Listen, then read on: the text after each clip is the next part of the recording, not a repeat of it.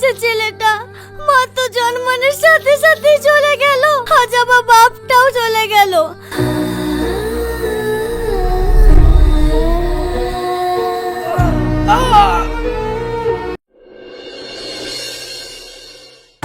আব্বা জানো, স্কুলের ম্যাডাম আজ আমার বিরাট প্রশংসা করেছে। তাই নাকি? হ্যাঁ আব্বা, আমার সব বন্ধুদের মা বেঁচে আছে, তাও ওরা বড় বড় নকলি স্কুলে আসে। তার লাগি ম্যাডাম আজকে ওদেরকে বিরাট অপমান করেছে। আর দেখো আমার মা বেঁচে নাই, তাও তুমি আমার হাতে পায়ের নখ কেটে পরিষ্কার করে স্কুলে পাঠাও। তাই ম্যাডাম আমার বিরাট প্রশংসা করেছে। ও কথা বলছে কেন রওশন? তোর মা মরে যাওয়ার পর থেকে আমি কি তোকে কোনো সময় মায়ের অভাব বুঝতে দিয়েছি বল? না আব্বা, তা তো দাওনি। ঠিক আছে চলো। ওই দেখো আব্বা, আইসক্রিমের গাড়ি, আমাকে একটা আইসক্রিম কিনে দাও না। ঠিক আছে রওশন, তুমি এখানে দাঁড়াও, আমি তোমার লেগে আইসক্রিম এনে দিছি। ঠিক আছে আব্বা।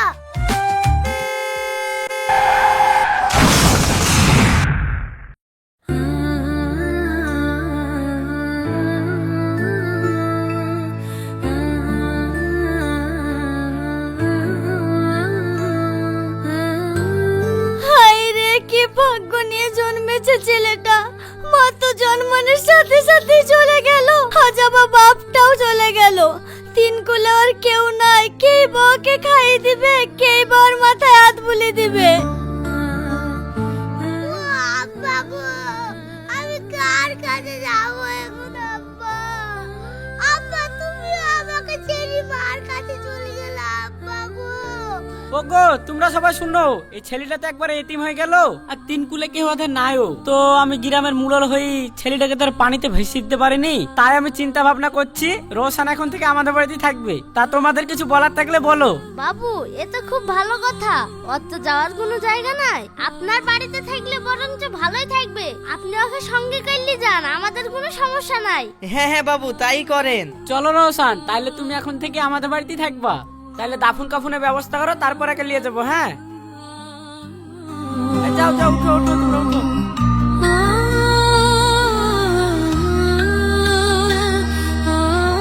এই ধরো ধরো ধরো।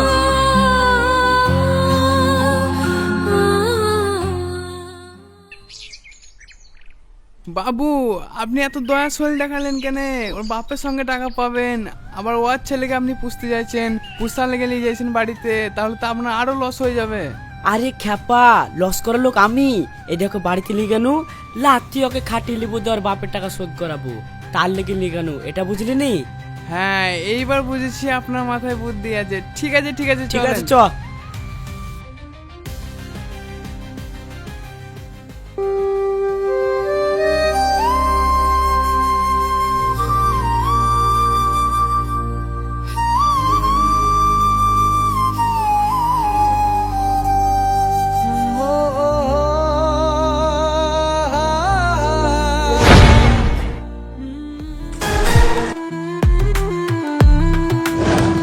লাখ সাহেবের বেটা এখানে বসে বসে আরাম করছিস না, আর কাজগুলা কে করবে রে?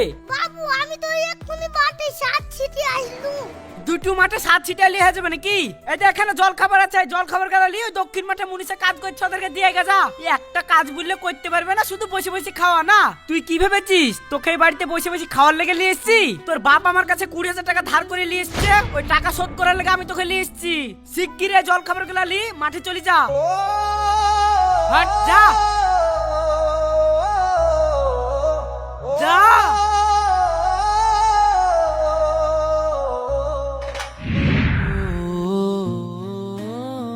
আল্লাহ, আমার আব্বা এই মরলের সাথে দুটো টাকা ধার করেছিল বলি মরল আমাকে কাটি কাটি মেরে ফেললো। ইয়ার কি বিচার হবে না? ওর তো মেলা টাকা, চাইলে আমাকে মাফ করে দিতে পারে। আল্লাহ, আমি কি এই কষ্ট থেকে কোনোদিনই মুক্তি পাবো না? ছোটবেলাতেই মাকে হারালাম, বুদ্ধি হয়ে আব্বাকে হারিয়ে ফেললাম। আল্লাহ, তুমি আমাকে আর কত কষ্ট দিবে? আল্লাহ না, আমি আর ওই বাড়িতে ফিরে যাব না। দু চোখ যেমনে যাই সেমনে চলে যাব।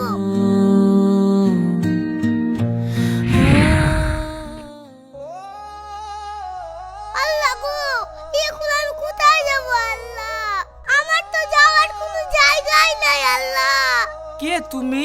আর এইভাবে তুমি কাঁদছো কেন? আমি কাঁদছি কেন সেটা তো পরের কথা, কিন্তু তুমি তো ছাগল, মানুষের মতন কথা বলছো কি করি এইটা তো বুঝতে পারলাম না। বাবু তাহলে তুমি সত্যি আমার কথা শুনতে পাচ্ছ? আমি তো এতদিন তোমার অপেক্ষায় ছিলাম। হ্যাঁ আমি তো আপনার কথা শুনতে পাচ্ছি, কিন্তু আপনি আমার অপেক্ষায় ছিলেন কেন? সে অনেক কথা, তাহলে শুনো বাবু।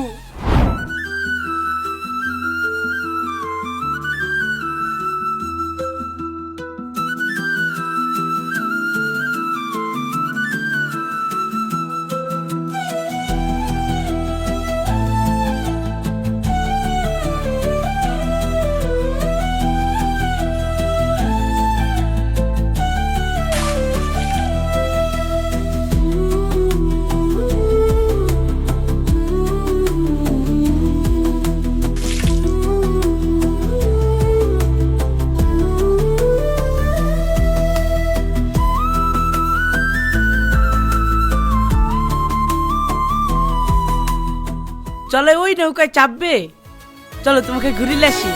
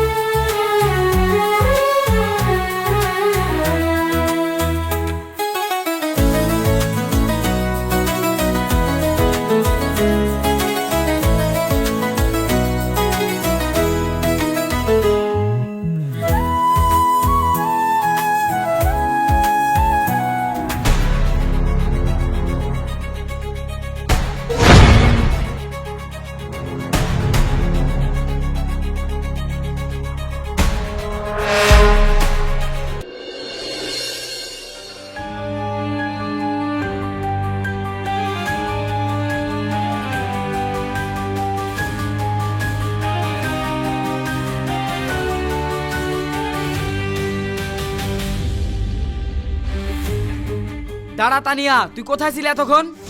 কোথায় আবার যাব? আমি তো ওই মিলির সঙ্গে নদীর পাড়ে বেড়াতে গিয়েছিলাম। চুপ কর তানিয়া, মিথ্যা কথার একটা সীমা থাকে। তুই এই মিলির সাথে নদীর ধারে বেড়াতে গেছিলি, না ওই এতিম আকাশের সাথে প্রেম করছিলি যার সাত কুলে কেউ নাই?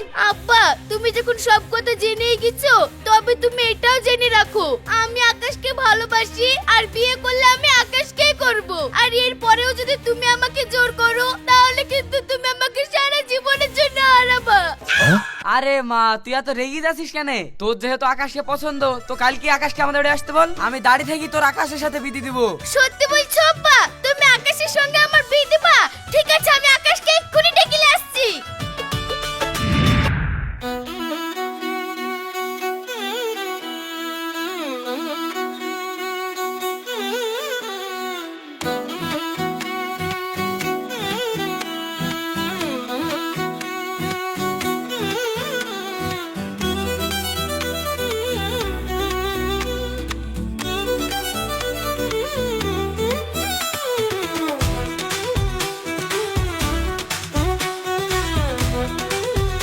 আকাশ, আকাশ, তোমার সঙ্গে আমার আব্বা বিয়ে দিতে রাজি হয়ে গেছে। এক্ষুনি তোমাকে দেখা করতে বলেছে, তুমি তাড়াতাড়ি আমার সঙ্গে চলো। সত্যি তানিয়া, তাহলে চলো এক্ষুনি আমরা যাই।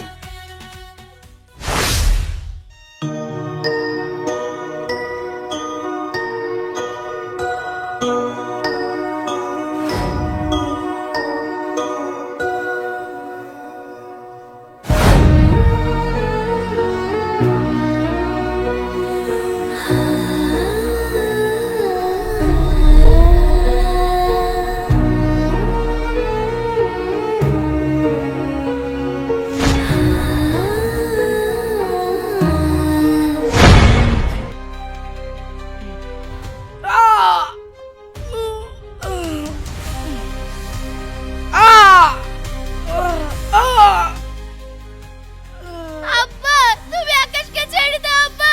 আমি আকাশকে অনেক ভালোবাসি। ওর কোনো দোষ নেই আব্বা। ওর যদি কিছু হয়ে যায়, তাহলে কিন্তু আমি আমার জীবন রাখবো না আব্বা। যা, ওকে আমি ছেড়ে দিলাম, তবে ও যেমন ভুল করেছে, ওই ভুলের জন্য ওকে আমি এমন একটা শিক্ষা দিব যাতে ও জীবনে প্রেম না করতে পারে।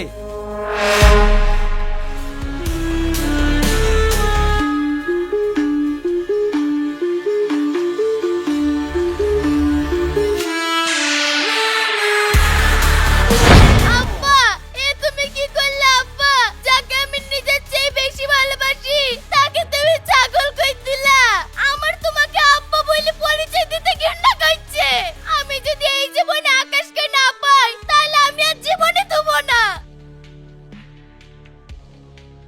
আমাকে এত বড় অপমান করলি, যা তোকে আজ থেকে টিয়া করে দিলাম।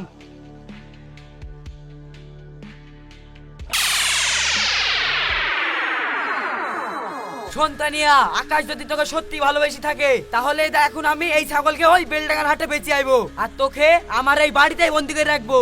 তারপর আকাশ যদি তোকে কোনোদিন খুঁজি পায় সেই দিনই তোরা আবার মানুষ রূপে ফিরে আইবি। এই চল, তোকে এক্ষুনি আমি বেলডাঙ্গা হাটে বিক্রি করে আইবো।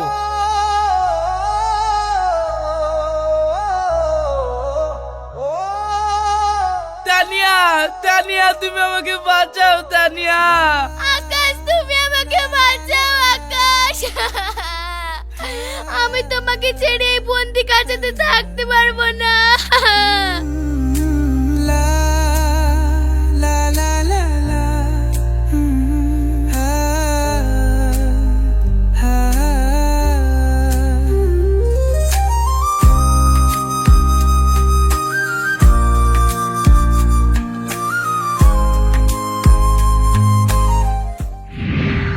তারপর একটা লোক আমাকে বেলডাঙ্গার হাট থেকে কিনে লেসি তার বাড়িতে আমাকে পুষতো, আর আমি কিছুদিন পর তার বাড়ি থেকে দড়ি খুলে পালিয়ে আসি, আর এই জঙ্গলেই থাকি, আর এই জঙ্গলেই তানিয়াকে খুঁজে বেড়াই। কিন্তু তুমি যদি এখন তোমার তানিয়াকে খুঁজেও পাও, তুমি তাকে চিনবা কি করি? সে তো এখন টিয়া হয়ে গেছে। আমি ঠিক চিনতে পারবো, কারণ ওর আব্বা যখন আমাকে ছাগল করে দিয়ে হাটে বিক্রি করতে যাচ্ছিল তখন পিছন থেকে তানিয়া আকাশ আকাশ করে ডাকছিল। ও, তাহলে আপনি সেই আকাশ? হ্যাঁ, কিন্তু তুমি এ কথা বলছো কেন? আসলে আমি যে এই মরলের বাড়িতে কাজ করতাম, ওই মরলের বাড়িতেও একটা টিয়া আছে, আর সে সব সময় আকাশ আকাশ বলে ডাকে। ও, আমার তানিয়া তার মানে ওই মোড়লের বাড়িতে আছে। তুমি আমাকে এক্ষুনি তার কাছে নিয়ে চলো। না, আপনাকে মরলের বাড়িতে আমি নিয়ে যেতে পারবো না। আমার আব্বা মরার সময় ওর কাছ থেকে 20,000 টাকা ধার নিয়েছিল, সেটা কি আমাকে ওর বাড়ি কাজ করেই খেতে হতো। অনেক কষ্টে আমি ওইখান থেকে পালিয়ে এসেছি। এখন গেলে মরল আমাকে আর ছাড়বে না। বাবু, তুমি আমাকে একবার তানিয়ার কাছে নিয়ে চলো। তানিয়াকে দেখা মাত্রই আমি তো মানুষে যাব, তখন আমি তোমাকে মোড়লের কাছ থেকে বাঁচাবো। এই পৃথিবীতে তুমি যতটা অসহায়, আমিও ততটা অসহায়। তুমি যখন এত করে বলছো, ঠিক আছে চলো, আমি তোমাকে নিয়ে যাচ্ছি।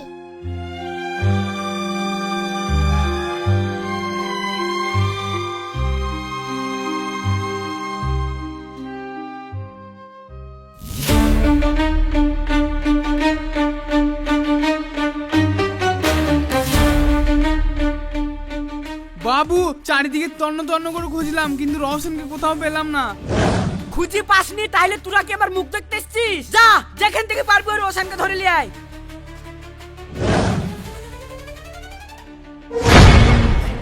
বাবু, ওই দিকে রওশন একটা ছাগল হাতে করে নিয়ে আসছে। ঠিক আছে, ওই বদমাস ছেলেকে আগে আসতে দে, তারপর আমি দেখছি। এই তুই তাড়াতাড়ি রোশনকে গাছের সাথে বাঁধ।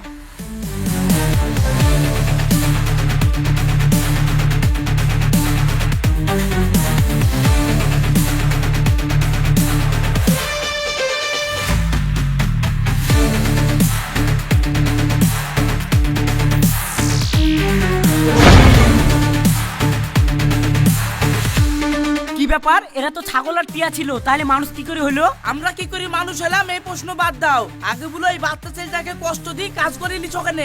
এই, ওকে কেন কাজ করে লিখছে এই প্রশ্ন উত্তর আমি তোকে দেবো নাকি? এই, ইয়াদেরকে শুদ্ধ কাছে বাধ্য।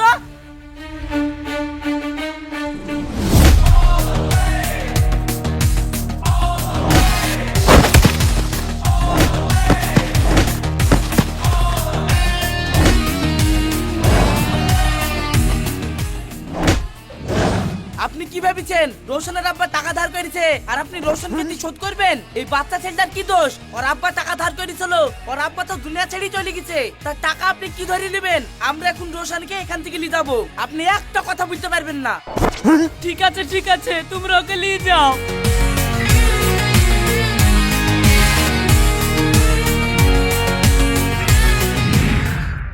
তানিয়া, আকাশ, তোরা আমাকে ক্ষমা করে দে। আসলে আমি আমার ক্ষমতার লোভে এতটাই অন্ধ হয়ে গেছিলাম যে আমি তোদের ভালোবাসাকে বুঝতে পারিনি, আর আল্লাহ আমাকে তার শাস্তি দিয়ে দিয়েছে। আমি এখন হাঁপানির রোগী, কিচ্ছু করতে পারিনি। আর ওই তন্ত্র সাধনা আমি সব ভুলে গেছি। আব্বা আমরা তোমাকে ক্ষমা করে দিয়েছি আব্বা, তুমি আর কোনো চিন্তা করো না, আমরা তো চলে এসেছি। এখন থেকে আমরা এই বাড়িতেই থাকবো আর তোমার দেখাশোনা করব। মা, এই ছেলেটা কে মা? আব্বা এর নাম হলো রওশন, আর এ হলো একটা ইতিম, আর ওর জন্য আমরা এক হতে পেরেছি। হ্যাঁ মা, আমি বুঝতে পারছি এই ছেলে নিষ্পাপ, তাই আকাশে কথাগুলো শুনতে পাইছে।